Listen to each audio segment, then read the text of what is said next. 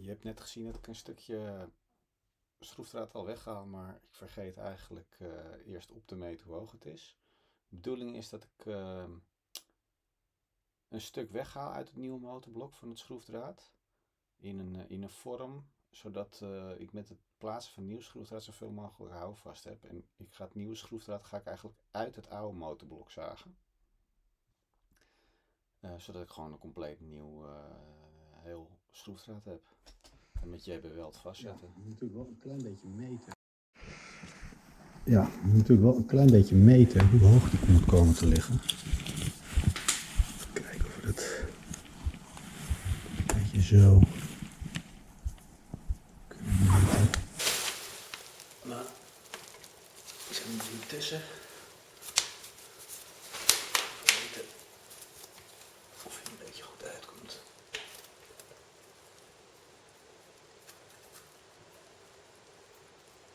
Ja, dan komt nog een klein beetje te hoog. Dan moet ook nog iets dieper komen, dus ik moet waarschijnlijk hier. Daar was hij net van afgebroken. Dat ik hem aan het uitslijpen was. Een stukje weghalen. Nou, wat mij slim lijkt is om dit stuk in stand te houden, zodat ik hem hier doorslijp. En dan hier zo, precies zo afslijpen als dat ik deze heb afgeslepen.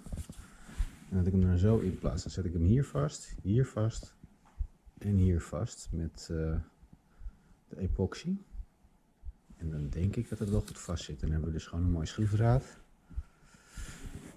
Ja, dat ga ik proberen. Ik ga het even afmeten en dan ga ik proberen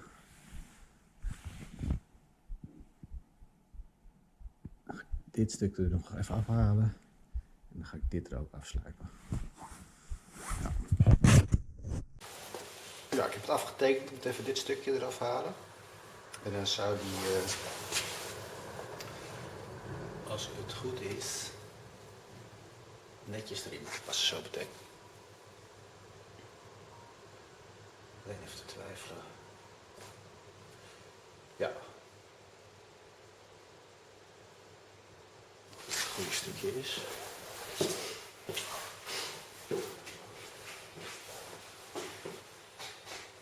Ja, die komt er bovenop te liggen. Dat stukje.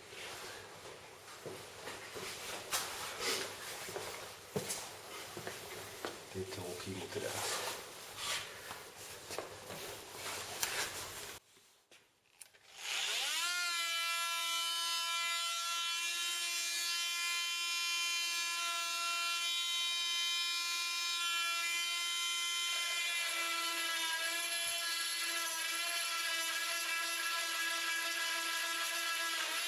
Ja, ik hoop dat je het een beetje kan zien en horen, want ik heb een masker op. Maar ik ga met JB Weld een koude las maken. Ik hoop het gaat werken. Ik heb helaas geen goede spatel, maar iets wat erop lijkt. Ja, je weet gewoon niet wat voor dampen hier allemaal uitkomen. Het kan nooit gezond zijn. Dus ik heb een masker wat ook gassen filtert. Dus dan zet ik dat maar op.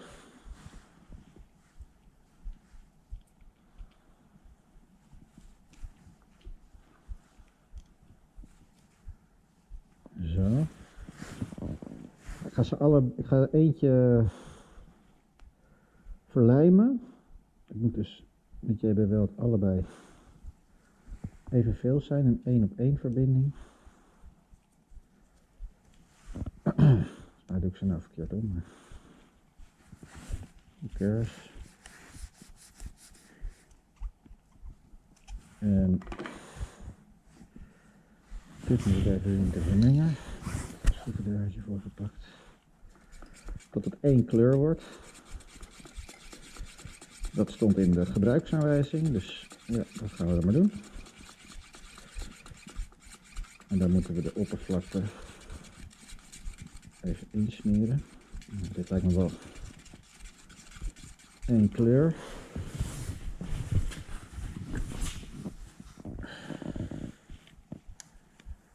Dit even goed insmeren. Leggen. Super handig dat ik dat blokje dan ergens wegleg. Hier zo.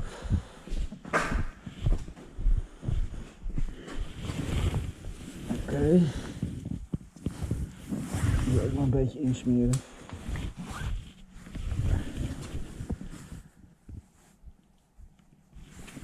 Ja, JB Weld schijnt hier echt de shit voor te zijn.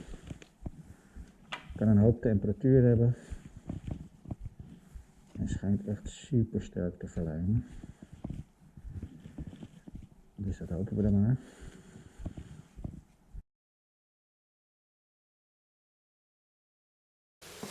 Nou, 2 dagen later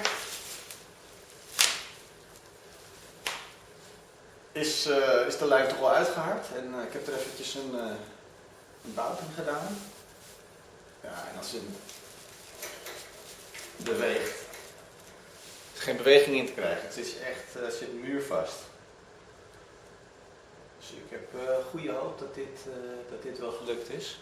En dat we de airco-pomp goed kunnen monteren. Dit ziet er wel echt goed uit.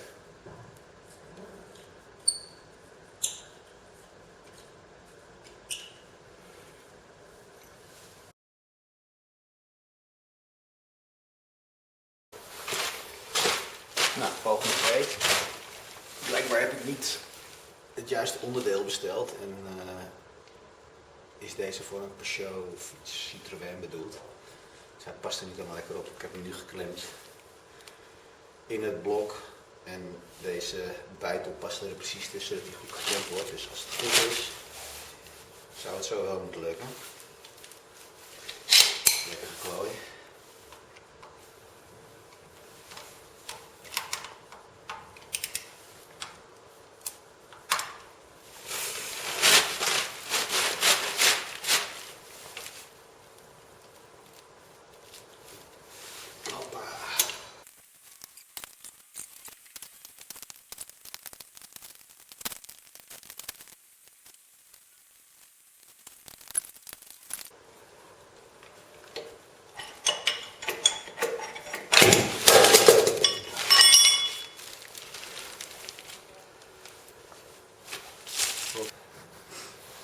Nou, dezelfde truc voor deze.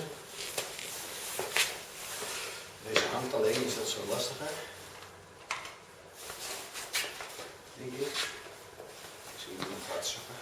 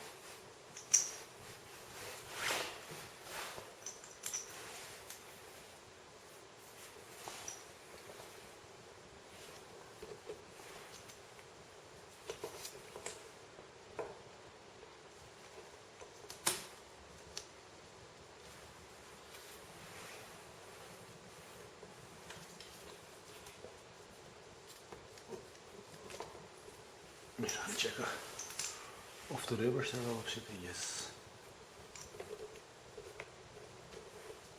Dat is wel heel belangrijk.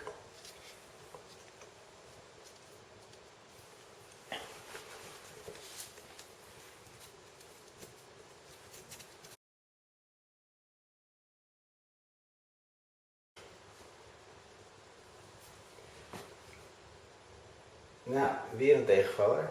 Er zit helaas nog iets meer schade aan de voorkant. Ik moet dit hele ding gaan vervangen.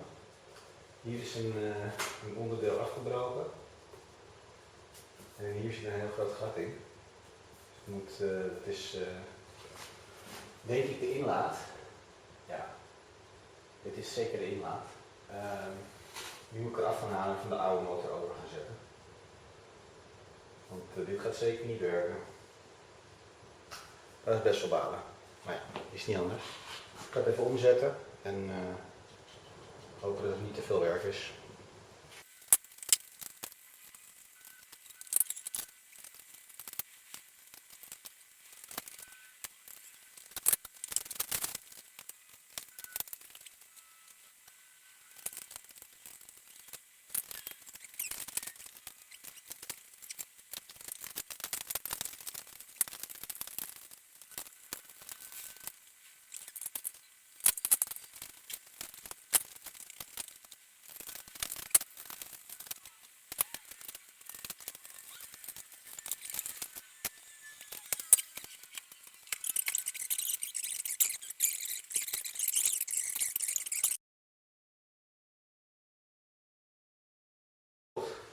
Ja, en een beetje, natuurlijk, een beetje hopen die dingen. Dus een beetje hobbyen, een beetje vastleggen en daarna mee op het circuit rijden. Daar is het nog. Ja. Ik heb even een lulpraatje met de mens.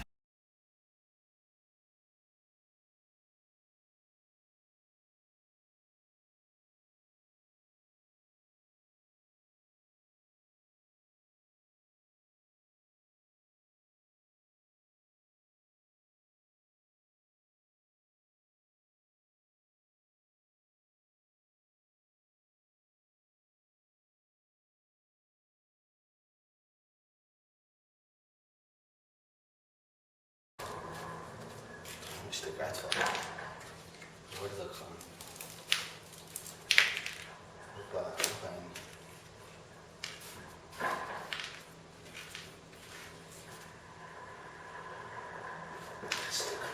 Stuk metaal.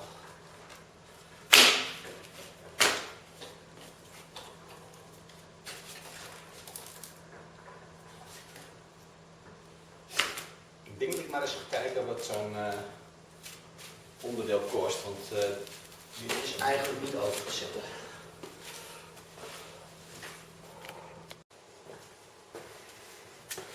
Ja, ik ga hem toch proberen schoon te maken. Want en ik kan er niet zo makkelijk aankomen. En tweedehands vragen we er wel 250 euro voor. Dus ja. Even kijken hoe we hem zo kunnen doorspoelen. Ik ben benieuwd.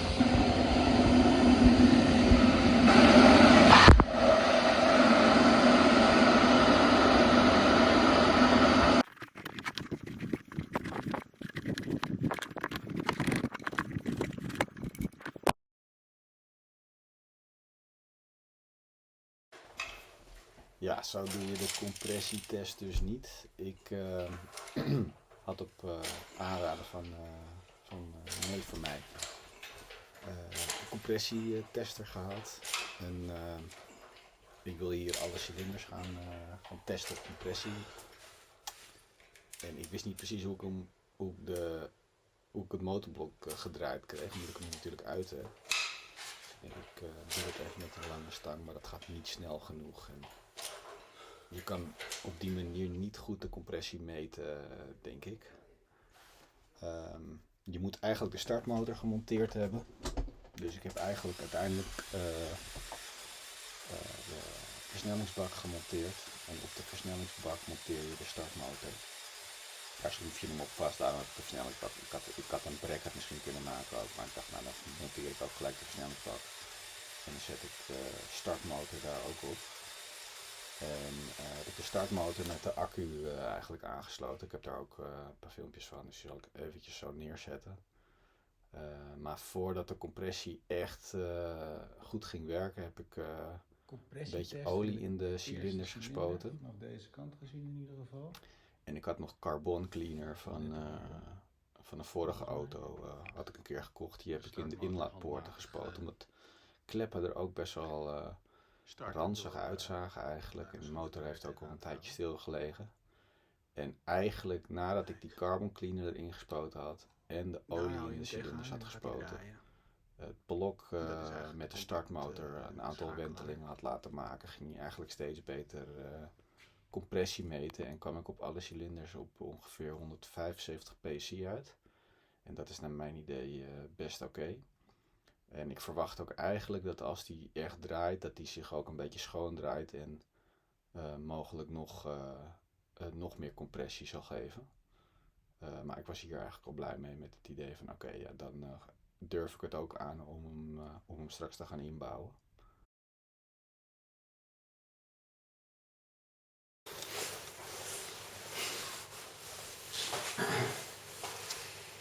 En natuurlijk ook belangrijk, een beetje schoonmaken, een beetje liefde aan de auto. Helpt allemaal bij het proces. En bij het starten van de nieuwe motor. Dat zal ik dan maar zeggen. Dat je er zo goed mogelijk gevoel bij hebt. Nou, eigenlijk is het gewoon lekker ik vind het lekker om ook aan een schone auto te klussen. Of niet spik en span te zijn, maar een beetje schoon. Het is wel lekker. Dan heb je ook niet met alles vieze handen. En het ziet er ook nog een beetje gelikt uit.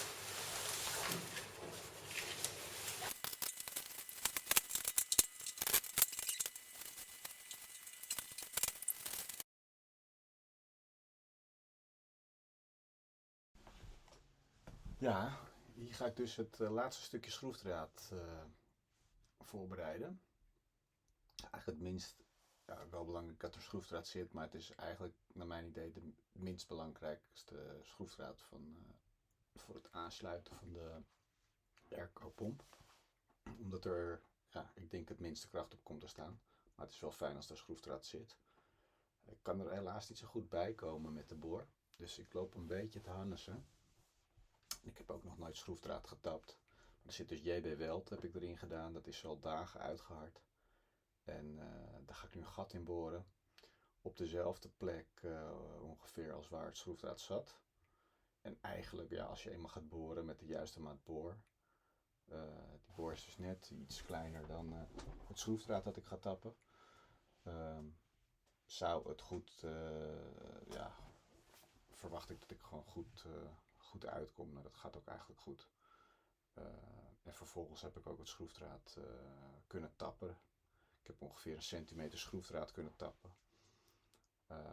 Het lijkt ook best wel stevig te zijn, dus ik heb in ieder geval wat houvast op dat punt gecreëerd. Het is niet de mooiste job die ik heb gedaan, maar ja, daar sta ik ook niet onbekend. Dus als het werkt, dan werkt het.